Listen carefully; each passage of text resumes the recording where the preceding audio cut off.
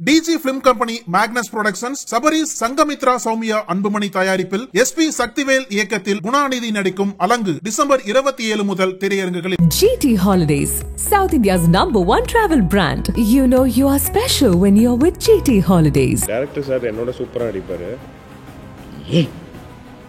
விடில் hospital புரியல நிறுத்த முடியாது. என்ன செய்வ? சார் என்ன விட்டுருங்க சார் நான் போறேன் சார். என் ஒய்ஃப் எங்க வீட்டுல காத்துட்டு இருப்பாங்க சார் விட்டுருங்க சார். என்னதுக்கு அங்க கூட்டிட்டு வந்த? என்னதுக்கு இங்க கூட்டிட்டு வந்த? ஐயோ நிஜமாவே பைபோலர் வந்து பண்றாரே சார். எனக்கு ஒரு பெண்மையாவே அவர் மாறி இப்படி நடந்து வா இப்படி பாரு அப்படின்றதெல்லாம் சொல்லும்போது எனக்கு ஆச்சரியமா இருக்கும். கேரக்டர் தெரியும் போது இருந்த விஷயங்கள் என்னென்னவா இருந்துச்சு? ஒரு பேஷண்டை போய் அப்சர்வ் பண்ணேன் ஒரு 2 டேஸ்க்கு. அது அவங்களோட ஒரு சில விஷயங்கள் எல்லாம் எப்படிமா இருக்கும் அப்படின்னு யோசிச்ச கதைகள் ஏதாவது இருக்கா? ஹாஸ்பிட்டல்ல 3 டோர் இருக்கு. இப்ப எப்படி கீழ்பாக் ஹாஸ்பிட்டல் இருக்கிற மாதிரி அங்க ஒரு 3 டோர் இருந்துச்சு. அது ஒரு டோரையே எடுத்திருக்கு. அவனும் ஒரு மனுஷன் தான். அவரு ஒரு பாட்டுல வந்து சும்மா நான் இப்படி பண்ணணும் அவ்வளவுதாங்க. ஆனா அவருக்கு தேவையானது வந்து என் கண்ணுல ஒரே ஒரு லுக்கு.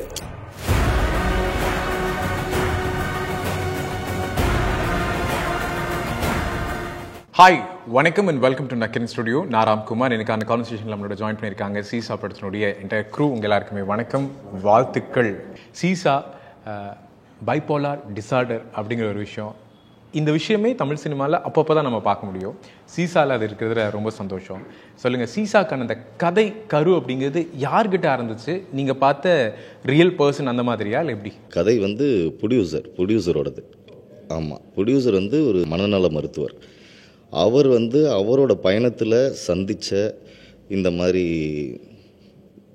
நோயாளிகளின் அவங்களோட பிரச்சனைகள், இதுக்கான தீர்வுகளை வந்து விளக்குற படம் தான் இது. அதனால் வந்து இது உண்மைக்கு மிக நெருக்கமாக இருக்கும். கதை வந்து அவரோடது, அதனால இது உண்மைக்கு நெருக்கமாக இருக்க மாதிரி ஒரு ஃபீல் இருக்கும். மறுபடியும் என்னென்னா ஒரு இன்ட்ரெஸ்டிங்கான கேரக்டர் ப்ளே பண்ணுறது அப்படிங்கிறது சினிமாவில், அதுவும் அலாங் வித் நட்டி சார், ஒரு குட் டீம் கூட உங்களோட காம்பினேஷன் அமைகிறதுல ரொம்ப மகிழ்ச்சி. நீங்கள் சொல்லுங்கள், ஆக்சுவலி இந்த பைபோலார் டிசார்டர் அப்படிங்கிறது ரேர் டு சி தான். ஆமாம், அது நமக்கு அந்த மாதிரி எப்படி சொல்கிறது, ரியாலிட்டியில் அவங்க எப்படி பிஹேவ் பண்ணுவாங்க அந்த மாதிரியான விஷயங்கள் நமக்கு தெரிவிக்க வாய்ப்பு இல்லை. பட் ஒன்ஸ் நீங்கள் அதை பற்றி தெரியும் போது, ஃபார் த கேரக்டர் தெரியும் போது இருந்த விஷயங்கள் என்னென்னவா இருந்துச்சு உங்களுக்கு? இல்லை, எனக்கு ஃபஸ்ட்டு டேரக்டர் சார் வந்து இந்த கதையை சொல்லும் போது நான் அவர்கிட்ட சொன்ன விஷயம், கண்டிப்பாக அது வாய்ப்பே இல்லை சார், நான் பண்ண முடியாது சார், இது காமெடி பண்ணாதீங்கன்னு தான் சொன்னேன் அவர்கிட்ட. ஏன்னா நான் வந்து அதில் 3 விதமாக நடிக்கணும். அப்புறம் எக்ஸாம்பிள் லைக் அன்னியன் படத்தில் விக்ரம் சார் பண்ண அதில் கம்மியான அளவாக இருந்தாலும் பட் அதே மாதிரியான டிராஸ்டிக் சேஞ்சஸ் தான் அதில் இருக்கும். ஸோ அவர்கிட்ட சொன்னேன், இல்லை பிரதர் நீங்கள் பண்ணலான்னா. அப்புறம் மெயின் என்னென்னா இதில் எனக்கு சப்போர்ட்டிங்காக இருந்தது ப்ரொடியூசரோட ஹாஸ்பிட்டலில் போய் 2 டேஸ்க்கு இருந்தேன். To observe patients. அவங்க எல்லாருமே அப்சர்வ் பண்ணி அவங்களோட ஒரு மல்டிப்புளான ஒரு பேஷண்ட்ஸ் எல்லாரையுமே ஒரு 2 டேஸ் இருந்து ஃபுல்லாகவே பார்த்தேன். எலக்ட்ரிக் ஷாக் கொடுத்தாங்க ஒரு பேஷண்ட்டுக்கு, டேரெக்டாகவே நான் ஆப்ரேஷன் தேட்டரில் போய் என்னை கூட்டிகிட்டு போய் காமிச்சார். அந்த மாதிரி நிறைய இன்னொரு லேடிக்கெலாம் ப்ளூ கலரில் கண்ணு மாறிடுது. அதெல்லாம் அவங்களுக்கு மென்டலாக டிஸ்டர்ப் ஆகிறதுலாம் நிறைய அந்த மாதிரி விஷயங்கள் நிறையா இருந்துச்சு. ஒரு பேஷண்ட்டை போய் அப்சர்வ் பண்ணேன் ஒரு 2 டேஸ்க்கு. அது அவங்களோட ஒரு சில விஷயங்கள் எல்லாம் பிடிச்சிக்கிட்டேன். இந்த மாதிரி விஷயங்கள்லாம் இதுக்கு இந்த மாதிரி ஆக்ட் பண்ணலாம். ஸோ அது எனக்கு ரொம்ப ஹெல்ப்ஃபுல்லாக இருந்துச்சு. அதுதான் ஒரு மேஜர் ரீசன் எனக்கு இந்த கேரக்டர் வந்து ஒரு அதை நான் வந்து சஸ்டெயின் பண்ணுறதுக்கு உண்டான விஷயங்கள் அது எனக்கு ரொம்ப ஹெல்ப்ஃபுல்லாக இருந்துச்சு. ஸோ அது ஒரு முக்கியமான support from the producer. And director sir வந்து எனக்கு அதை நடித்து காமிச்சார். டேரக்டர் சார் என்னோட சூப்பராக நடிப்பார், அதனால் அவர் நடித்து காமிச்சார். இந்த கேரக்டராகவே எனக்கு நடித்தா அது எனக்கு எல்லாமே ஹெல்ப்ஃபுல்லாக இருந்துச்சு. அப்படி தான் இந்த ஒரு பைபோலார் டிஸார்டர் பர்சனாக நடிக்க முடிஞ்சிச்சு. இல்லாட்டினா நம்மளே ஒரு திங்கிங்கில் வந்து பார்க்க நிறைய விஷயங்களை பார்த்து தான் பண்ண முடியும். பட் இந்த மெயின் எனக்கு இந்த ஹாஸ்பிட்டல் விஷயம் ரொம்ப ஹெல்ப் பண்ணுச்சு. ஓகே, சில கதைகள் இருக்குல்ல, இப்போ பைபோலார் டிஸார்டர் ஆல பாதிக்கப்பட்டிருக்கக்கூடிய சில மக்களோட கதை, இல்லை ஆப்வியஸ்லி ப்ரொடியூசர்ஸை வந்து ஒரு சைக்காட்டிஸ்டாக இருக்கிறதுனால அவரும் நிறைய கதைகள் சொல்கிறதுக்கு வாய்ப்பு இருக்குல்ல. நீங்கள் கேட்டு ரொம்ப வருத்தப்பட்ட, இல்லை ரொம்ப இப்படியுமா இருக்கும் அப்படின்னு யோசிச்ச கதைகள் ஏதாவது இருக்கா? இல்லை, கேட்டு வருத்தப்பட்ட நான் ரொம்ப நிறையா கேட்கல. பட் இந்த ஒரு லேடியோட இன்ட்ராக்ட் பண்ணேன். அந்த லேடி என்னென்னா கிட்டத்தட்ட ஒரு 15 to 20 டேஸ் சுத்தமாக சாப்பிடல. 15 to 20 டேஸ் சாப்பிடவே இல்லை. அவங்க அழுதுகிட்டே இருக்காங்க. என்ன ரீசன் கேட்டால் அவங்க நாய் இறந்துருச்சு. இந்த மாதிரி அவங்க மென்டலாக அஃபெக்ட் ஆகிருந்தாங்க. அப்புறம் வந்து இன்னொரு பேஷண்ட் பார்த்தா அவர் வந்து அந்த ஹாஸ்பிட்டலில் 3 டோர் இருக்குது. இப்போ எப்படி கீழ்பாக் ஹாஸ்பிட்டல் இருக்கிற மாதிரி அங்கே ஒரு 3 டோர் இருந்துச்சு. அது ஒரு டோரையே எடுத்திருக்காரு. அவ்வளோ ஸ்ட்ரென்த் ஆகி அவ்வளோ அந்த டோரையே எடுக்கிற அளவுக்கு அவருக்கு அந்தளவுக்கு வலிமை இருக்குன்னா அது ஒரு அந்தளவுக்கு டிஸ்டர்ப் ஆகி ஒரு மனுஷன், அவனும் ஒரு மனுஷன் தான் அவனை. ஸோ அந்தளவுக்கு அவருக்கு அந்த மாதிரி ஒரு டிஃப்ரெண்ட்டான பேஷன்ஸ் பார்த்தேன். அது எல்லாமே தான் நான் பார்த்தேனே தவிர ரொம்ப இன்டெப்த்தாக கதைகள் நான் பெருசாக பார்க்கல. ஆனால் ஐ இன்ட்ராக்டட் வித் பேஷன்ஸ், அதுதான் எனக்கு ரொம்ப ஹெல்ப் பண்ணுச்சு. இல்லாட்டினால இந்த கேரக்டரை வந்து டிட்டர்மைன் பண்ண முடியாது, கஷ்டமாக இருந்திருக்கும். ஹாய், எப்படி இருக்கீங்க? ஹாய், நல்லா இருக்கேன். நீங்கள் எப்படி இருக்கீங்க? நல்லா இருக்கேன் ma'am, thank you so much. Seesaw, எப்பவுமே சில படங்கள் வந்து நமக்கு வந்து ஒரு டேக் அவேவாக இருக்கும், டு லேர்ன் எக்ஸ்பீரியன்ஸ், இல்லை மெமரியாகவே செரிஸ் பண்ணுறதுக்காக நிறைய விஷயங்கள் இருக்கும். சீசா, is there any moment to share all the time அப்படின்னு என்னவா இருக்கும்? சீசா வந்து என்னை பொறுத்த வரைக்கும் நான் இப்போ பண்ணிகிட்ருக்க வெப் சீரிஸ், இப்போ வந்திருக்க ஆப்பர்ச்சுனிட்டிஸ், இது எல்லாத்துக்கும் முன்னாடி எனக்கு வந்து ஒரு ஆப்பர்ச்சுனிட்டி என்ன வந்து பாட்னியாக பார்த்து என்னை வந்து உள்ளே கொண்டு வந்தவங்க டைரக்டர் அண்ட் ப்ரொடியூசர்ஸ். ஸோ என் மேலே ட்ரஸ்ட் வச்சு எனக்கு ஒரு கேரக்டரை கொடுத்தப்போ நான் அந்த கேரக்டருக்கு ஒரு ஜஸ்டிஃபிகேஷன் கொடுக்கணும்னு நினச்சி பண்ண ஒரு கேரக்டர் தான் மாளவிகா கேரக்டர் ப்ளே பண்ணியிருக்கேன். ஸோ வந்து ஆப்வியஸாக சார் வந்து நாங்கள் வந்து பெர்ஃபார்ம் பண்ணுறப்போ நான் எப்படி பண்ணுவேன்னு சாருக்கு தெரியாது. லைக் ஓகே, ஓரளவுக்கு நான் ஆடிஷன்ஸ் கூட அவ்வளோ வைக்கல எனக்கு. ஓகே நீ பண்ணுறியாமா, ஓகேம்மா, ஓகே அப்படி தான் சொல்லிட்டார். அங்கே வந்து எனக்கு அவர் பெர்ஃபார்ம் பண்ணி காமிக்கிறப்போ ஒவ்வொரு சீனுமே இப்போ இவருக்கு பெர்ஃபார்ம் பண்ணி காமிக்கிறதுன்றது வேறு, எனக்கு ஒரு பெண்மையாகவே அவர் மாதிரி பெர்ஃபார்ம் பண்ணி காமிப்பார். லைக் அது ஒரு விஷயத்த நடக்கிறதும் கூட இப்படி நடந்து வா, இப்படி பாரு அப்படின்றதெல்லாம் சொல்லும் போது எனக்கே ரொம்ப ஆச்சரியம். அது பண்ணி காமிக்கும்போது எனக்கே ஆச்சரியமாக இருக்கும். அவரை பார்த்து நான் அதில் பாதி பண்ணால் கூட நல்லா பயங்கரமா பெர்ஃபார்ம் பண்றேன். நீங்க எல்லாரும் வந்து என்ன வந்து ட்ரிகர் பண்றீங்க, சார் நான் வந்து நடிச்சு காட்ட சொல்லலாமா அப்படிங்கிற மாதிரி. சார் எங்களுக்காக இப்போ பாருங்க, இங்கே தான் எல்லாத்துக்கும் ஆக்ஷன் ரோல் கட் எல்லாம் சொல்லிருக்கீங்க. உங்களுக்கு இப்போ அந்த சிரமத்தை கொடுக்கல. உங்களுக்கு கொடுக்கக்கூடிய ஒரே சின்ன விஷயம், ஏதாவது ஒரு கேரக்டர் எங்களுக்கு ஏதாவது பண்ணி காட்டுங்க ப்ளீஸ். ஒரு சின்ன ரிக்வஸ்ட் தான், ஏதாவது நீங்க பாருங்க, ஏதாவது ஒரு கதாபாத்திரம் சார் படத்தில் ஒரு ஏதாவது ஒரு இன்ட்ரெஸ்டிங்கான கதாபாத்திரம், சாரோடுதா, நட்டி சாரோடுதா. ஏன்னா எல்லாருமே வந்து உங்களை வந்து அவ்வளோ சொல்லும்போது நான் உடனே பார்க்கணுங்கிற மாதிரி ஒரு எதிர்பார்ப்பு எனக்கு இருக்கு. சார் காமிங்க சார், நான் உங்களை மாதிரி பண்ணணும். சார் ஓகே, உங்களுக்கு புரிஞ்சிருச்சா? சார் மாதிரி பிஹேவ் பண்ணணும், எல்லாம் அந்த செட்டில் எப்படி பிஹேவ் பண்ணணும் அது மாதிரி. இப்போ நீங்கள் அவர் கேரக்டர் ப்ளே பண்ணுறோம். Okay, role play ready, action. Mic அவர்கிட்ட வைங்க ப்ளீஸ்.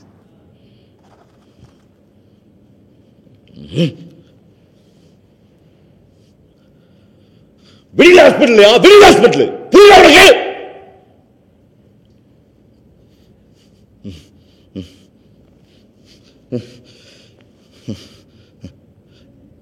நிறுத்த முடியாது, என்ன செய்வ?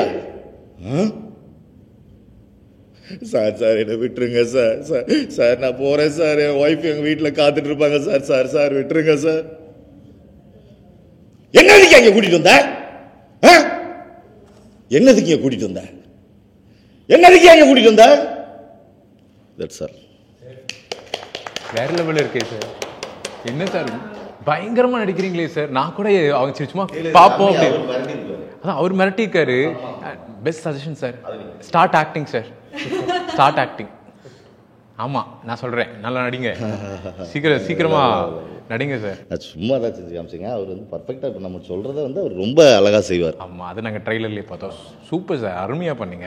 சார் தெர் ஆர் ஸ்டோரிஸ் இல்லை, இப்போ நம்ம இந்த மல்டிபிள் டிஸார்டர் இருக்க பாதிக்கப்பட்ட, இந்த மனநிலைமை பாதிக்கப்பட்ட மக்களுடைய கதைகள் கேட்குறோம்ல. ரொம்ப வருத்தத்துக்குரிய விஷயமே என்னென்னா, அவங்களே ஆல்ரெடி மென்ட்லி டிஸ்டர்ப் ஆகிருக்காங்க. அவங்களுக்கு இந்த கரண்ட் ஷாக் கொடுக்கறது, இல்லை ஃபுட்டு சரியாக அவங்களுக்கு ஃபீட் பண்ணாமல் இருக்கிறது, இவர் சொன்ன மாதிரி ஒரு உச்சக்கட்டத்தில் அவருடைய மன வலிமையில் ஒரு டோரியே பிரிக்கிற அளவுக்கு அவங்களுக்கு சக்தி வருது. அப்படிங்கும்போது இதெல்லாம் சரியா சார்? ஆக்சுவலாக ஏன்னா நீங்கள் அந்த பேஷன்ஸையுமே நல்லா அந்த படத்துக்காக ஸ்கிரிப்டுக்காக பார்த்துருப்பீங்களா, அதனால கேட்குறேன். அவங்க நல்லா ஆகணும்னாக்கா சில விஷயங்கள் வந்து அவங்க எடுத்துக்கிட்டு தான் ஆகணும். அப்புறம் நல்ல வாழ்க்கை போகுதில்ல, அதை நோக்கி அவங்க பயணிக்கணுன்னாக்கா ட்ரீட்மெண்ட் ரொம்ப முக்கியம் இல்லையா? அதனால செஞ்சு தான் ஆகணும். ஓகே, ட்ரீட்மெண்ட்கான சில விஷயங்கள் இதெல்லாம் அப்படிங்கிறீங்க. இப்போது யூஸ்வலாக இப்போ வந்து ஒரு விஷயம் தமிழ் சினிமாவில் என்ன அப்படின்னா, ஸ்க்ரீன் பிளேக்கான விஷயங்கள் பெரிய எதிர்பார்ப்பாக இருக்குது. ஏன்னா கதைகள் வந்து ஒரே மாதிரியான கதைகள் ரிப்பீட் ஆனாலுமே அதில் இருக்கக்கூடிய அந்த ஸ்க்ரீன் பிளேக்கான விஷயங்களை எவ்வளோ தூரத்துக்கு வித்தியாசப்படுத்தி இல்லை சுவாரஸ்யத்தன்மையோடு கொடுக்கும்போது மக்களுக்கு அது ரொம்ப நெருக்கமாக இருக்குது. இப்போ நம்ம பார்க்கும்போது ட்ரெய்லரில் ஒரு காப் இருக்காங்க, அவங்க ஒரு மர்டரை விசாரிக்கிறாங்க, இன்பிட்வீனில் ஒரு மல்டிபிள் டிஸார்டர் இருக்கக்கூடிய ஒரு பர்சன் வராங்கும்போது இந்த படத்தினுடைய திரைக்கதைக்கான விஷயங்கள் எப்படி அமைச்சிருக்கீங்க? இதுக்கு முன்னாடி நமக்கு நிறைய பேர் வந்து பாடம் நடத்தியிருக்காங்க. நம்ம இயக்குனர்கள், ஸ்க்ரீன் பிளே ரைட்டர்ஸ் எல்லாமே நிறையா பண்ணியிருக்காங்க. நம்மளும் ஒரு ஃபார்முலாவை வந்து நம்ம ஃபாலோ பண்ணியிருக்கோம். அது வந்து ஆடியன்ஸுக்கு பிடிச்ச மாதிரி இருக்கணுங்கிற ஒரு ஃபார்முலாவை வந்து கையாண்டிருக்கோம். பார்க்கறதுக்கு வெயிட் பண்ணிட்டு இருக்கோம். மேம்கிட்ட போவோம். இப்போ ஒரு ஷார்ட்லேயே சார் பாருங்க, சரி பக்கத்து செட்டில் இருக்கவங்களெல்லாம் வந்து உட்கார வச்சிருக்காங்க, என்னடா பண்ணிட்டு இருக்கீங்க அப்படிங்கிற மாதிரி. அப்போ நீங்கள் சொல்லுங்கள், இப்போ ஆன் செட்டில் நிறைய விஷயங்கள் மெமரியாக இருக்கும்ல, ஆனால் சொல்லுறது இந்த ஆக்டிங்லேயே இன்புட்ஸாக எடுத்துகிட்டு டெலிவர் பண்ணுறதுலே சார் எனி மூமெண்ட் நீங்கள் சொல்லுங்கள், இப்போ உடனே எனக்கு இந்த ஒரு ஷார்ட்டுக்கு டேக் டூ லாங் அது நான் டெலிவர் பண்ணுறதுக்கு, இல்லைனா எனக்கு இதை அப்சர்வ் பண்ணும்போது ரொம்ப இன்ட்ரெஸ்டிங்காக இருந்துச்சு, இம்ப்ரெசிவாக இருந்துச்சு அவர் பண்ணும்போது அப்படின்னா அது என்னவா இருக்கும்? எனக்கு வந்து ஒரு விஷயம் இந்த இதில் ஒரு பர்ஃபார்மன்ஸ் பண்ணியிருப்பேன். அது வந்து அந்த பர்ஃபார்மன்ஸ் இப்போ என்னால் சொல்ல முடியாது, படம் பார்த்தப்போ ஹிண்ட் மாதிரி கொடுத்து போங்க. இல்லை, அது வந்து ஒரு விஷயம் நீங்கள் வந்து அது பர்ஃபார்மன்ஸுன்றதை விட நீங்கள் சும்மா இருக்கணும். அந்த சும்மா இருக்கிறதே ரொம்ப கஷ்டமாக இருக்கும் அந்த இடத்துல. நான் பர்ஃபார்மன்ஸ் கூட பண்ணிடுறேன், என்னால் சும்மா இருக்க முடியலன்ற மாதிரி ஒரு விஷயம். ஆனால் என்னை சுற்றி இருக்கிற இவங்கெல்லாம் நடிப்பாங்க இல்லையா, இவர் நடிப்பார், இவங்கெல்லாம் நடிக்கிறப்போ நான் வந்து அந்த இடத்துல ஒரு பயத்தோடு பார்த்துட்டு இருக்கிற மாதிரி இருக்கணும். ஸோ அதுலேயே நம்ம வந்து ட்ராப் ஆகிடும் நிறைய விஷயம். வந்து எப்படின்னா, இவர் வந்து ஒரு சீனில் வந்து என்னை அப்படி பிடிச்சி செவத்தில் இப்படி அடித்து தள்ளுற மாதிரி இருக்கும். அது வந்து ட்ரைலரில் பார்த்துருப்பீங்க. ஸோ வந்து அது வந்து பார்த்தீங்கன்னா ஒரு லாங் சீன். அது லைக் நிறைய பர்ஃபார்மன்ஸ் கொடுத்துட்டே வருவார். கொடுத்துட்டதுல நான் ஒரு பார்ட் ஆஃப் த பர்ஃபார்மன்ஸ் தான் அதில். ஸோ வந்து அதில் நம்ம வந்து அந்த ஒரு விஷயத்தை கலைக்காமல் பண்ணணும் அப்படின்ற மாதிரி இருக்கும் இல்லையா. அதுக்கு முன்னாடி இவர் பண்ணி காமிச்சாருங்க ஒரு பர்ஃபார்மன்ஸு. எனக்கு நிஜமாவே நிஷாந்த் கூட பண்ணிக்கிறேன் சார் சொல்கிற மாதிரி ஒரு பயத்தை உண்டாக்குற அளவுக்கு வந்து அவர் நிஜமாங்க எனக்கு ஐயோ நிஜமாவே பைபோலர் வந்து பண்ணுறாரே சார், அப்படியே இருக்குங்க. அதுதான் ரியலிஸ்டிக் ஆக்டிங் நினைக்கிறேன். அப்படியே இருக்கும். சரி, அதுதான் அப்படி பண்றாருன்னு பார்த்தா, நான் அதுக்கு முன்னாடி சொன்ன மாதிரி எனக்கு ஒரு பாட்டுல வந்து ஒரு சாங் சும்மா நான் இப்படி பண்ணணும் அவ்வளவுதாங்க. நான் இப்படி பண்ணுறது எல்லாருமே பண்ணுவாங்கன்னு வச்சுக்கோங்களேன். ஆனால் அவருக்கு தேவையானது வந்து என் கண்ணில் ஒரே ஒரு லுக்கு. அந்த லுக் வந்து இவருக்கு வர்ற வரைக்கும் எனக்கு என் படத்தில் அந்த டைரக்டர் மீட்டர்பாங்க, டைரக்டர் மீட்டர்ஸ் சொல்லுவாங்க. இந்த படம் ஃபுல்லாக நான் நடிச்சதில்ல, அந்த அளவுக்கு டேக் வாங்கினதே கிடையாது. அது ஒரு சாங்கில் ஒரே ஒரு look. Is a fantastic performer, like not only in acting, like dancing கூட. ஸோ அதுக்கான பாவனைகள்ன்றதும் அவருக்கு அப்போ தெரிஞ்சிருக்கும். அந்த பாவனை வர்ற வரைக்கும் அவர் வந்து அப்படியே பண்ணி அவர் நான் அப்படியே பார்க்குறேன், சார் இருமா நான் பண்ணுறேம்மா அப்படின்னு சொல்லிட்டு அவர் வந்து பண்ணி காமிச்சதுக்கு அப்புறம் அதை அப்படியே கேப்சர் பண்ணதில் அது சூப்பராக வந்துருந்துச்சுங்க. என்ன கதாபாத்திரமாக கொடுக்கட்டுமே அந்த கதாபாத்திரமாக வாழ்ந்து நமக்கு கற்றுக் கொடுத்தாரு. ஸோ அவர் பண்ணதுலேயே நம்மளோட இன்புட் கொஞ்சம் பண்ணால் பயங்கரமாக இருக்கும் அப்படின்றதுனா அதெல்லாம் மறக்க முடியாத எக்ஸ்பீரியன்ஸ். அதான் இப்போ இப்படி இவர் சொல்லும் போதே, இப்போ நான்லாம் உங்கள் பொசிஷனில் இருந்தேன்னா 1 மணி நேரம் பிரேக் சார்ன்னு சொல்லிட்டு சொல்லாமல் சுவிச் ஆஃப் பண்ணிட்டு எங்கேயாவது ஓடி போயிருப்பேன். எப்படி இது ஹோல் ஜேர்னி, ஏன்னா அவ்வளோ ஸ்ட்ராங்கான இன்புட்ஸாக இருக்குது, கேரக்டர் ஷிஃப்டிங்கிறது வேறு லெவலில் இருக்குது. மேபி அதுக்கு ஒரு பெரிய எக்ஸ்பீரியன்ஸ் தேவைப்படலாம், இல்லைன்னா அதுக்கு நம்ம ரொம்ப மெனக்கட்டணும், நிறைய இன்புட்ஸ் கேதர் பண்ணணும். அதை எப்படி ஃபார்ம் பண்ணீங்க அவரோட விஷனில் அந்த ஒரு கேரக்டராக இப்படி இதுதான் ஒரு கோருங்கிறத? இல்லை, எனக்கு வந்து சார் வந்து நரேட் பண்ணும்போதே எனக்கு இது ரொம்ப டாஸ்க்ஃபுல்லான இதுவாக தான் இருந்துச்சு. பட் அதில் என்னென்னா இந்த சேலஞ்சிங்கான விஷயம் இருந்துச்சு. நான் அது ஓகே நம்ம பண்ணலான்னு முடிவு பண்ணிட்டு அப்புறமா அதுக்குண்டான ரிசர்ச் நிறைய பண்ண ஆரம்பித்தேன். அப்புறமா எனக்கு நிறையா சில சீக்வன்ஸ்லாம் கூட பார்த்து தான் எனக்கு அப்சர்வ் பண்ணி அந்த மேஜராக அந்த ஹாஸ்பிட்டலில் நான் போய் அப்சர்வ் பண்ண விஷயங்கள் அதில் எல்லாமே தான் எனக்கு டோட்டலாக ஹெல்ப்ஃபுல்லாக இருந்துச்சு எனக்கு. அப்புறம் தான் சரி ஓகே இந்த கேரக்டர் பண்ணலாம் அப்படின்னு சொல்லிட்டு. பட் ஆன் ஸ்பாட்டில் நிறைய விஷயங்கள் நடந்துச்சு. அந்த ஃபைட் சீக்வன்ஸில் எனக்கு லெகமெண்ட் டேர் ஆகிடுச்சு, நீல லெகமெண்ட் டேர் ஆகிடுச்சு. ஸோ அது வந்து எனக்கு ஒரு பெரிய ஒரு அடி. அப்புறம் ஆஃப்டர் தட் 1.5 மாதம் ஹாஸ்பிட்டலில் இருக்க வேண்டியதாக ஆகிடுச்சு. ஸோ அந்த மாதிரி நிறைய ட்ராவல் இருந்துச்சு. I'm okay.